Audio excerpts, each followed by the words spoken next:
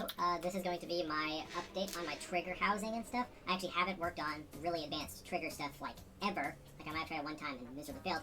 But for this, I've just updated it quite a bit, and using the beautiful Roblox pivot system that probably just saved my whole thing. This is how it works. So this is our bolt. You might not know how the bolt works. Basically, there's this little piece back here. I will have to highlight it. No, that's the bolt. This bolt right here. This is the back. Now the back, as you can see, there is a little... Let me just grab this. There's a little hole in there, and that guy can go in there, right? And now what happens is, whenever you press the back of this pushes in, and then the spring goes forward. And you see how the firing pin at the end of the spring?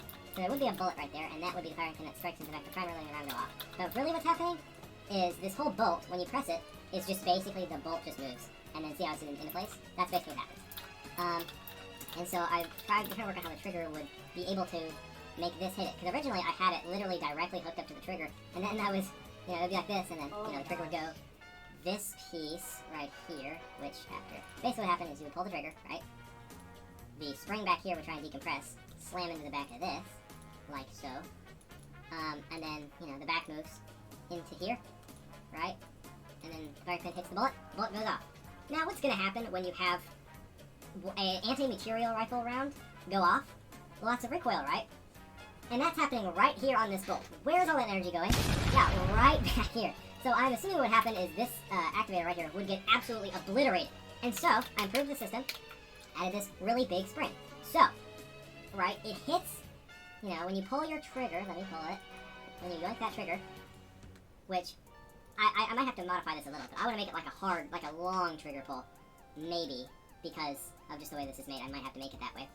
And then, this hits this, and because of how thick this spring is, which I might have to make it even bigger, it hits this, and then, this isn't, exactly, I'm just trying to do it in the Roblox studio way. This hits it, and then this part right here goes right there, and then it's that, this is all inside. You hit it, goes this way, takes this out, right there, the bullet's there. Now let me hook up a round and show you that. Alright, so I will actually remove the main bolt, just so you guys can see the internals. But pretend that this gap here is right here. That's the gap, right there. This bottom lip is holding that from that. So, trigger is pulled, the spring compresses from the force, because I'm going to have to make it a very, very strong spring, right, to compress that. Which I might just make that a lighter spring. And then, boom. This whole thing goes... See it smacks into the back of the primer.